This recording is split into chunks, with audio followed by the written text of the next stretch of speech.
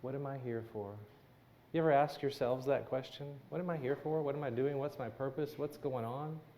Of course we do. And that's a lot about what I want to talk about today. And as I get grounded here in this moment, it's always such a meditative space to go from meditation into Rachel's beautiful creation. And then I go up and say, okay, shifting gears here just a minute. Thank you for being here today. Thank you for being a part of this sacred container that we're creating at Unity on Greenville.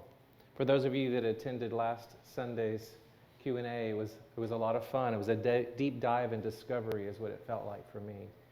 Just conversations and conversations about who we are and what are we doing and what's this guy saying yes to this call about.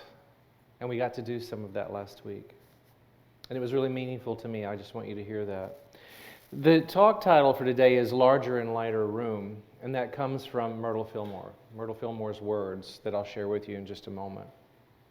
And the little funny that Reverend Barbara and I love to do in the mornings actually came from, it was a kind of a joke type story that I heard many years ago, and it was about a farmer and he and the local community were so distant from the local church, they didn't get to go in a lot. They had a lot of things to do. So they would gather in the barn and just pray, and then they would go about their chores and go about their work. But the local pastor occasionally would drive out just to see about them and check on them.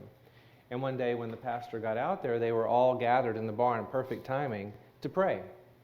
Of course, when the pastor got there, the farmer said, "Oh, you're here." And he kind of stood back. He said, "I'll let you pray." As if the pastor had something unique and different that he didn't have. And he said, "Well, no, you do this together all the time." And so as the pastor began to listen, he talked about ingredients of what he loves in the morning and buttermilk biscuits. And he talked about all these things that he really didn't like separately. He couldn't eat them separately, but yet when they all came together, it started his day off so beautifully at sunrise with fresh buttermilk biscuits. And he said, that's prayer to me, and that's what this is about. This is creating something together. And while it's humorous, at the same time, it's really true, isn't it? How it doesn't matter how we show up in our words to pray, but that we show up to pray. And that we affirm all the beauty and the stories that we know in our own lives that can come together and create something wonderful, magical. And what I love the most about our organization called Unity is the fact that it's gifted to us in the value of unity. The core value of unity. So today I'm asking the question for you to consider, several questions today is, what's the higher call? What's the higher purpose that you're creating now for yourself? We're all discerning all the time. We may go through breaks where we're not, but we're all discerning. We know there's a project, there's something we're working on, there's something we're headed towards. We may not know quite how to get there, and sometimes we stumble into the strategy of how to do it. But when we become really just present in the moment, and whatever your language is for using it, could be God's got this, the universe has this, I'm aligning with divine frequency, which I think is really powerful. Because oftentimes, what happens is the universe, the divine knowing, is aligned with the frequency and vibration of where we're coming from, that depth of our soul, more so than the words on our lips. Does that make sense? We can only articulate so much, and our affirmations are powerful. And the fact in unity that we have denial over any other negative power over us is very powerful. But yet when we are truly aligned more than the words on our lips with the vibration and frequency of the divine, and that's our highest self speaking, we can move mountains. Yes? We can. Individually, yes. On your purpose, on your journey, wherever you are headed, as a part of this community at Unity on Greenville, the greater community in the world, there is so much we can do together. I want to go back in time, just a few thousand years. Paul's writing to the Colossians. People are running amok. You might think it aligns with today a little bit. People running amok. I like that word, amok. Amok. So Paul's writing to the Colossians in chapter 3, verse 15, and says, "And let the peace of Christ rule in your hearts, to which indeed you were all called." And that's a powerful statement there, because notice in the writing, this is long after Jesus is gone. people are kind of going all in different directions, and he's calling people back and to remember the peace of Christ, not as a person, but the peace of Christ that rules where? In your hearts. We get that, don't we? To which indeed you were all called. The most powerful part of that is there's a period right there, but there's a next shorter sentence. And that sentence is, and be thankful. Which points to the power of gratitude at every moment, that when we are grateful, first, I am grateful that all that I'm seeking to be, that I'm called to be, that my purpose is driving me forward, is happening now. I'm claiming and affirming it right now. That is unity. We are claiming it in this moment. Now, I may not know how to put the steps together yet. I may not know how to get there, but I'm affirming that this is true and right for me. This is my yes. My yes to call to a higher purpose. And it may be cloudy at times. Have you been through stories in your life to where you feel like you're called in one particular direction, but perhaps other people or other voices have said, yeah, probably not. I don't know that you can do that. You may not be able to do that for whatever reason. Have you ever heard that in your life? But you know that's yours to do. This is about listening to that voice and trusting.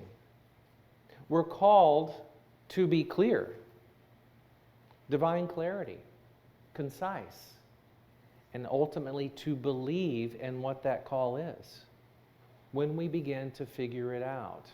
And sometimes that figuring it out can derail us for a few months or a few years or a few decades.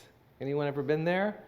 Where you've been derailed for a few decades and you're like, gosh, but I knew that as a child, and I knew that as a certain point in my life, but yet no one was really supporting that. I want to read something from Myrtle Fillmore, which is inspiring larger and lighter room. You've heard me share this before. You'll hear me share this many times. That Myrtle Fillmore wrote in the chapter called Life as a School. All of us are sooner or later are called to a place in our development where we are no longer satisfied to go on living the old life without the knowledge of our oneness with God. We may go through experiences which we don't understand. We may even be tempted to think that our good sometimes is just gone from us. But she firmly says, but just as surely as there is God, the one presence and one power, you will find that you are moving from one room, as it were, into a larger, lighter room. Take that in for a moment. This is the turn of the century. This is a woman that did her work and knew that something was expansive going on. A divine frequency was changing within her, moving to a larger and lighter room. I use this particular passage with my students. They know it. Every single term, because for me, that's the extract from all the work that speaks volumes, that's relevant then, and it still is today. We do go through times in which we just don't understand what's happening. We may look within ourselves. We may look out at the world and go, what the heck is going on? Anyone said that lately? Just saying. And you think, what is this? But we're called, when we're doing our spiritual work, as the truth students and wisdom teachers that each one of us are, that we are called at every moment to go, oh, I see that story, and I know something else. I move into a higher frequency knowing this is the school. This is the school that I'm in right now at this point in my life, and I signed up for this. At some point, there was a divine agreement. Myrtle Fillmore signed that divine agreement. And in this book, How to Let God Help You, anyone ever come across How to Let God Help You by Myrtle Fillmore? We have it here if you want to see a copy. And in that chapter, she writes all sorts of unique expressions of what she'd experienced, because this was long after the famous story of her healing took place. So she had a perspective from a different level, a different vibrational frequency of what she had gone through. Because as you heard from Reverend Barbara, you've heard from me before a few weeks ago, that Myrtle Fillmore, our co-founder, during tuberculosis, did not know how to solve or how to fix the problem. Science had not caught up. People were gone in the blink of an eye from a serious illness. So I can only imagine her and her husband, Charles, co-founder of Unity, can you only imagine going through such a devastating experience as a couple and the fear that might set in? We hold them up as this very spiritual couple that did their work, but I'm going back in time when they were struggling to find the way. Now, Myrtle Fillmore and her husband Charles are looking for ways, and they attend a lecture. And that lecture you hear by many Unity ministers, you'll hear it from me again and again because I think it's a profound growing point for Unity. And in that lecture, E.B. Weeks, speaking to a group of a certain size, wasn't necessarily a Sunday service, but it's a lecture. And he says, you were a child of God, therefore you do not inherit sickness, among other things. But in that moment, she heard that and she shifted her thoughts going, wait a minute. Now this is my spin on what she said. I doubt she went, wait a minute. But hold on here. I'm a child of God, therefore I do not inherit. Because when we're aligned with divine perfection, the divine oneness of all life, how could we? Error thinking is what she realized about herself. Because she then began to bless and appreciate and honor every cell of her body, head to toe, mind, body, and spirit, and she began to thank it for its wonderful work. And she realized there was a magic formula, so to speak, in there. Now, this was a shift of understanding in a moment, but it didn't happen the next morning. 2 years went by, but morning, noon, and night, this precious woman sat with a chair. And in her words, it was the Spirit of Jesus Christ that would sit with her, and she would pray and hold space, blessing her body, knowing the truth of it, that she was in fact a child of God. Well, we're here today because of that work. It's a really tender spot for me to think how deep someone might have gone. Think about that. Because we do struggle with things in our lives, don't we? And we do give up because it's too hard. Doing anything sometimes seems too hard, so we just let it go. But to have that type of faith, to do that work, Unity wouldn't be here today without that work. We wouldn't be in this room, perhaps, today without that work. Because she created something, not on purpose, but she was saving her life. And her husband, God bless Charles, he gets a lot of credit, but I would say he probably looked over and thought, wow, let me take notes. Let me see what's happening here, because he began to understand also. And lots of miraculous things began to happen. People began asking. Then the letters began to be written about people that were needing health and healing.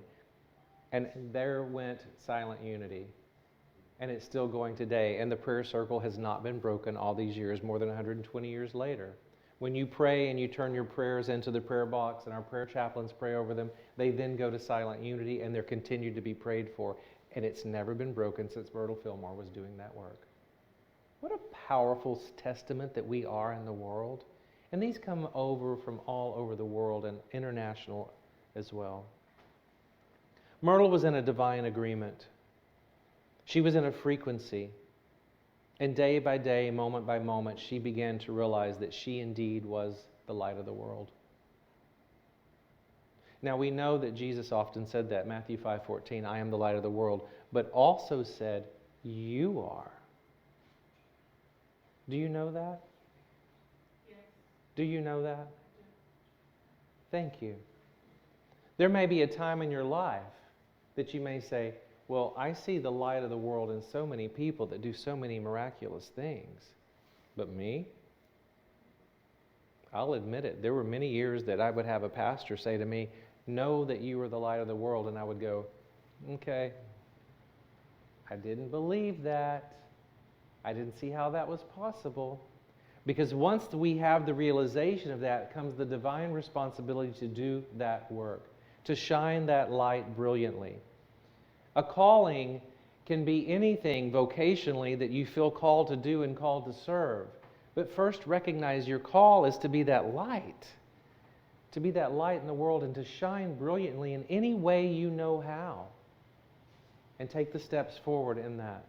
I can remember as a child, Vivian asked me last Sunday in the Q&A, she goes, "When did you get the call?" And I said, "Oh, I was a 6-year-old boy." And of course she was talking about here to Young Greenville. But here's an opportunity for that because I was a little boy and I remember being so a part of my church. Vacation Bible School every Sunday. My mom was a Sunday school teacher, very steeped in Bible and church. And I remember being a little child, hearing the pastor speak and moving people and inspiring people. And I sat there and I thought, I want to be like that. Yet I knew a secret about myself as a little boy that didn't align with the message that was coming from the pulpit. It didn't include me, did it?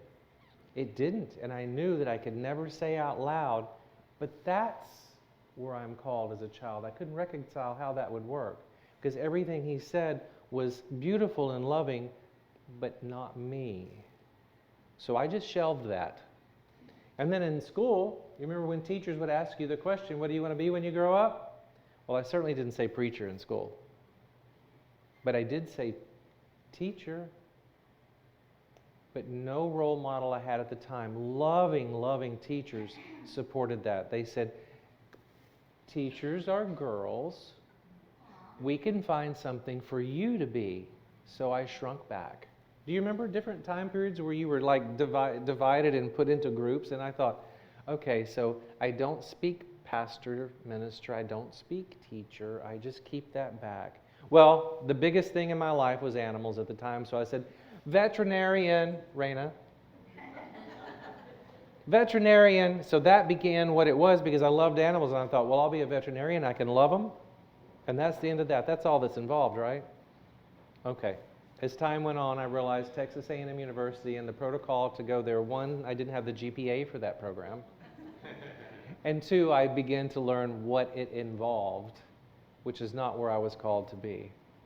But isn't that interesting, all these years later, as I began working through that little boy that would say, oh no, not me. You might have gone through that. You may be going through that right now going, I don't know if I can do that because someone in your life, perhaps, or maybe your own inner voice has said, no, not you. And I say, yes, you. A deeper calling will chase us. It'll knock on the door. It'll keep on until we eventually open the door and we say yes. As I went into university, and I graduated a little early, so 16, 17, I was a freshman at university. Wow. And I knew, well, first off, I didn't know anything, but I knew that writing was a real skill of mine. I still love it today. I love to write. I love to explore through that inner world. So mass communications was an offering, and I thought, well, undecided or mass communications, I went in. You know, the professor said the very first thing you're going to have is public speaking 101. Reverend Barbara talked about this a few weeks ago. Public speaking for the little boy at the back of the class that wouldn't raise his hand and say anything, not on a mic. So I negotiated with her if I could do the written assignments and speak one-on-one with her. She said, no, you have to come up front and you have to speak the assignments out. That's part of the assignment. And I said, no, I won't be able to do that because I got physically ill to speak in front of anyone. It was horrible. And she said, what you can do, I loved it when Reverend Barbara said this a few weeks ago, hold on tight and just go for it. I tried. I got 50% of the grade, 50% of the grade. For the written assignments, 50% of the grade. So finally, towards the end of the term, she said, you realize you're not going to pass the course. And I said, I realize that. So could we perhaps negotiate a different way? She was lovely. She said, okay, I'm going to pass you. You have one thing to do. Come up front on the last class. Your name, your major, why you chose mass communications, and what you really love about that, and where you're from, and have a seat, and you'll pass. I took a deep breath, and I thought, what a gift. So I sat in the back of the lecture hall, big lecture hall, elevated. It was that last class. I had worked myself up all night long. just to do that. I was at the back of the class and she did this to come forward. And I walked out of the back of the room. The story didn't end with I finally overcame it. The story ended that I accepted the F and I failed the course. We know what that feels like when something is such a stumbling block that we stop and we just can't do it. Do you recognize that within your own story at some point in your life? That's so hard, whatever it is. Navigating a relationship, a job, anything in your life, an illness, a diagnosis. Sometimes we just say, I can't, because it's debilitating. Well, who knew? Look at me here talking to you today. You would think, no, he always liked to talk. No. It was because I needed to go back to the little child and ask the question, what was going on with when you shelved those things? What was either the trauma or the story that put your calling on hold? And once I discovered that and realized the light of the world I'm called to be, things began moving and I began exploring even more. Fear, for those of you that have heard the acronym, Reverend Barbara, many of you know, FEAR. How many have heard the acronym before? No? Yes? Half. False evidence, out loud, appearing real. So we get these stories and our critical mind wants to put them in front of us and they become stumbling blocks. That's not the truth of who we are. False evidence appearing real, which is what I was going through. And we all continue going through that. We come up against something, we go, oh no, how? And then we go back and ground ourselves in the affirmative claim of, I am a child of God, therefore I do not inherit sickness. And sickness is not always meaning associated with poor health in the body. It could be in the thoughts of who we are. And that's really the point here. So when we're called to move forward, we're called to begin to trust ourselves, and that's the foundation of all of it. Because trust is something that's often broken within ourselves and within communities, within society, within the world. If we don't begin to trust, how do we move forward to solutions? How do we move forward to purpose? How do we move forward to callings? So over the weeks and the months, as far as our community, we will begin to learn more about how do we trust? How do we join hands? How do we walk together? How do we do something at Unity on Greenville? But also, how do we do it in a greater way in the world? Building trust. There are many people that I oppose in maybe some of their belief system. But what do? I do not walk away from it. I get closer to it. And I have the conversation so I can understand and hear the voices, so I can maybe understand something that I never knew before. And that has been key for me, because what would be easy to do was stay around everyone that agrees and like-mindedness and just stay right there because it feels comfortable and safe. Thank you, God, that we have communities for that. But our learning and our growth happens when we get up close and personal to find out more. So we say, we trust. And in the model of leadership development, trust is the foundation, because when we want to go to purpose or solutions or planning, we've got to build trust first, because we can't get there. It'll fall apart. Because inevitably, within ourselves and with each other, we'll have some sort of debate or conflict, won't we? Have you ever been in any kind of conflict or disagreement with somebody? Nobody here. Of course. But if you've built trust, you can talk through it and you can go, okay, yeah, your belief, my belief, that's how I feel about it, and we move on. But we build the trust first. And that's what Myrtle Fillmore was doing along with her husband, Charles Fillmore, within her belief system, with trust in the Spirit of Jesus that she had claimed to sit in that chair with her, and the words, I am a child of God, therefore I do not inherit sickness. Everything was coming into her calling, and she said, but just as surely as there is God, the one presence and one power, our first principle. She said that then. We find that we're going to another larger, lighter room. It's an expansiveness. Are you in agreement? Are you tracking there? It's an expansiveness of an organism that is moving forward as one individually. And you know what? It's true, as an organization also. Within New Thought, within Unity, to move forward. The only way to do that is to build trust and to walk together. I'm going to say this, I think for the first time. I've been here, worked in 2022, I don't know that I ever said these words, I've said them before. But in this community, because I always knew it was a transitional moment. But it feels good to be home.